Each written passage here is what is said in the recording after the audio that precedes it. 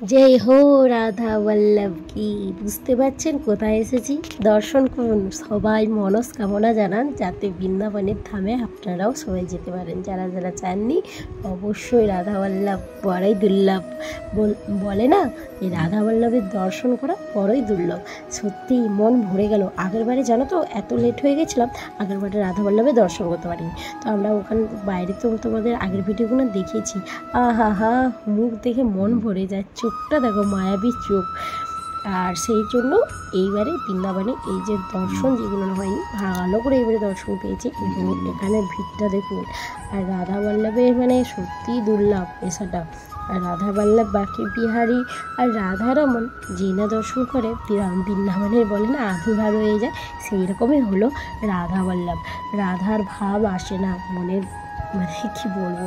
আর রাধা বল্লভটা আমার জানো তো তোমাদের দাদাভাই বলেছে আমি আগের বারে দেখেছি। আমি বলছি না, আগের বারে দর্শন হয়নি। এই নিয়ে তোমার দাদাভাই তাড়াহুড়ো করে আমি বলছি তাড়াতাড়ি চলো, সেদিকে দোকান মানে মন্দির বন্ধ হয়ে যাবে, সরি। তো আমরা তাড়াহুড়ো করে এসে আর রাস্তায় কোনো ভিডিও করতে পারিনি, এসে গেলাম মন্দিরে। এবার আমরা এসেছি মীরাবাইয়ের মন্দিরে। এখানে বুঝতে পারছেন সেই মীরাবাই যেটা গিরধারকে পাওয়ার জন্য মীরাবাই কত লাঞ্ছনা গঞ্জনা কত কি সহ্য করেছে। এখানেই সেই মীরাবাই, এই তার স্থান।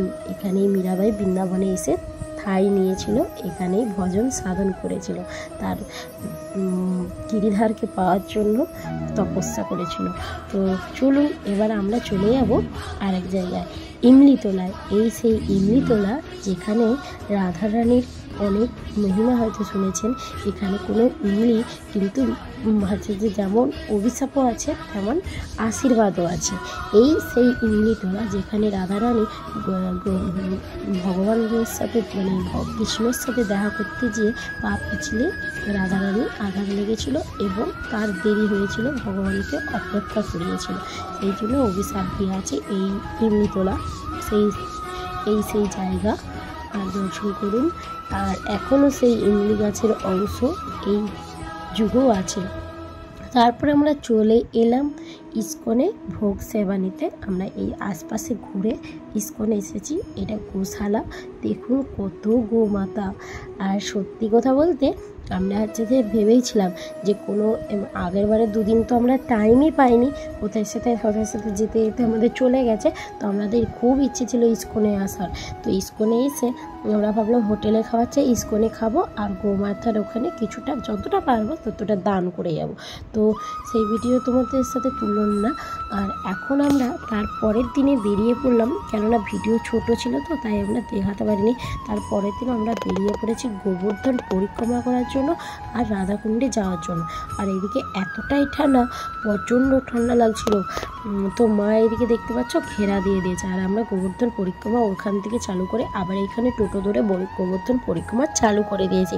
কেননা হেঁটে তো এই বাচ্চা নিয়ে হবে না, কবে গোবর্ধন কৃপা করবে তবে আমার মনস্কামনাটা পূরণ হবে। আমার খুব ইচ্ছে জানো তো, যতই কষ্ট হোক হেঁটে যাওয়া, হেঁটে গোবর্ধন পরিক্রমা করা খুব শখ, কিন্তু ওইটার জন্য অনেক টাইম লাগে। আর এই ছোট মেয়েকে নিয়ে এখন তো অনেক অসুবিধা হবে যাবে, তাই আমি এখন করলাম না। তাই জন্য ভগবানকে এই মানসিকটা করেই এলাম যে কবে তুমি আমাকে সেই শক্তি আর দিবে। এই সেই কুসুম সরোবর যেখানে হচ্ছে যে রাধারানীর অনেক মহিমা আছে। কিন্তু ওই অটোওয়ালাকে বললাম, টোটোওয়ালাটাকে দাঁড়ালো না, বলছে না না উধর लेट हो जाएगा, आप गोवर्धन परिक्रमा कर लीजिए, इधर से दर्शन कर लीजिए। তো এখান থেকে দর্শন করে নিলাম। আবার খুব ইচ্ছা আছে পরে যখন যাবো না এইসব যখন এইসব কী বলুন তো, গোবর্ধনে অনেক কিছু দেখা আছে, ভিতরে অনেক কিছু দেখা আছে। যদি ভিতর রাস্তা দিয়ে যাওয়া হয় অনেক কিছু দেখার আছে, সেইগুলো আমি কিচ্ছুই দেখতে পারলাম না গো, খুব মন খারাপের জন্য। তো ওটা যদি হেঁটে পরিক্রমা করা হয় অনেক কিছু দেখার মতন আছে। আর যতটা পেরেছি আপনার সাথে গোবর্ধন পরিক্রমাটা একটু শেয়ার করছি। আপনাদের যদি ভালো লাগে প্লিজ কমেন্ট করবে। কেউ তো কমেন্ট করো না, তবু লাইকটা তো অন্তত করো। তোমাদের সাথে লাইভটা একটু শেয়ার করছি, যাদের ভালো দেখো অনেকেই আমি দেখেছি, কিন্তু তোমরা কেউ লাইক অ্যান্ড কমেন্ট কিচ্ছু করো না। আর এই চলছে এখন গোবর্ধন পরিক্রমা করতে আমাদের মিনিমাম 1 ঘন্টার উপরে লেগেছে টোটোতেই। ভাবো তাহলে হেঁটে করলে কতটা টাইম লাগবে। জানি না মনের আশা পূর্ণ করতে পারবো না। তবে দেখুন কত, আমি শুধু টোটোতে যখন যাচ্ছি একটা কথাই ভাবছি, এই 1 ঘন্টা পরিক্রমা করতে এই টাইমটা লাগছে টোটোতে, হাঁটতে এত টাইম। তাহলে ভাবুন ভগবান যখন সেই যুগে ছিলেন, মানে ভগবান তখন কত বাল্যরূপে ছিলেন হিসাবেও সেই 1 পোড়া আঙুলে ওই পাহাড়টাকে, যে পাহাড়টা আমরা পরিক্রমা করছি, সেই গোবর্ধন পাহাড়, সেই গোবর্ধনকে 1 পোড়া আঙুলে তুলেছেন ভগবান। এই সেই জায়গা যেখানে গঙ্গার প্রতিষ্ঠান হয়েছিল গোবর্ধনে। আর এটার নামটা আমি ঠিক ভুলে গেলাম। তো এখানে স্নান করলে নাকি অনেক পুণ্য। তো এখানে দেখতে পাচ্ছেন সবাই খুব স্নান টান করছে। তো আমাদের তো ওরকম কোনো ছিল না, এখানেও একটা কুণ্ড আছে। তো এখানে গঙ্গা এসে মিলিত হয়েছে সবাই মানে এখানে শুনেছি এসে। তো এই একটা গোবর্ধনের মন্দির, এখানে প্রদীপ জেলে আমরা বেরিয়ে এলাম। তো সত্যি কথা বলতে একটু সাবধানে, যারা যাননি আর কি তারা একটু সাবধানে থাকবেন, কারণ এখানে আপনাকে মানে ওই যে মন্দিরটা এত ধূলিবাজ, মানে তোমাদের দিকে এমন উল্লু বানাবে, বলতে নেই ব্রজবাসী নিয়ে, কিন্তু মানে ক্ষমা করবেন। কি বলুন তো, সাবধানে না যদি থাকেন না, মানে কীভাবে বলবো, হয়তো খারাপ লাগতে পারে অনেকে, কিন্তু আমি কাউকে মিনিং করে বলছি না, খারাপ ভাবছি না। কিন্তু কি বলুন তো, আমাদের সাথে হয়েছে তাই আপনাদেরকে সাবধান করছি। আমাদের তাকে বলছে ব্যবসার জন্য এটা নিয়ে যাও, তোমার অনেক উন্নতি হবে, আর তোমার কাছ থেকে পয়সা চাইছি না, কি তুমি নাও করে হাতে একটা দড়ি দিয়ে 1 টাকা কয়েন জড়িয়ে সেটা মন্ত্র পড়ে দিয়ে দিয়েছে। এবার বলছে 501 টাকা দিই। বলছে এইটা তুমি বলে পয়সা চাইবে না। বলছে কে বলেছে পয়সা তো লাগবে, এমনি হয় নাকি। তো আমরা এদের রাধাকুণ্ডে চলে এসেছি।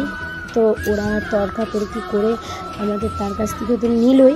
তারপরে আমার মাকে বলছে আসো, আর তোমাকে একটা মানে ঠাকুরের আশীর্বাদ দিই, ভিজে মন্দিরে আসো। মাকে নিয়ে মন্দিরে চলে গেছে। এইদিকে মাথায় হাত, মাকে বলছে তুমি 201 টাকা দাও, আর এরকম তুমি এইটা দরজায় ঝুলি রাখবে, আর এইটা দড়ি পড়াইছে 201 টাকা দাও। বলছে মা দিয়ে দিয়েছে। মা অত বুঝতেই পারছিল না, আমরাই কেউ বুঝতে পারছিলাম না। তো আমরা এই যে মন্দির থেকে চলে এসেছি, তো এই কথাটা আবার শেয়ার করব। তো ওখান থেকে আসার পরেও আবার মাকে বলছে 501 টাকা দাও, তোমার এই কবচ মানে একটা পয়সা দিয়ে, যেটা আমি বলছি মা তোমার জামাইকে অলরেডি উল্লু বানিয়ে দিয়েছে, তুমি বলো আমার কাছে পয়সা নেই, আমি নিতে পারবো না, বলে তুমি পালিয়েছো, বেরিয়ে এসো।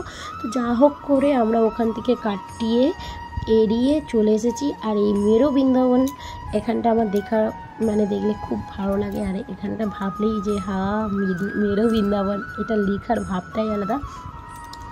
আর কেমন লাগলো ভিডিওটা, আর যতটা পারবেন অনেকটা সাবধানে থাকুন। আর নিজেদের কোনো যদি গুরুদেব থাকে বা প্রভু থাকে, তাদের সাথে কন্ট্যাক্ট করে যাওয়ার চেষ্টা করুন, নাহলে ওখানে আপনাকে মানে অনেকটা হয়তো মানে পরিস্থিতি খারাপে পড়তে পারেন। তো এই জন্য বলছি।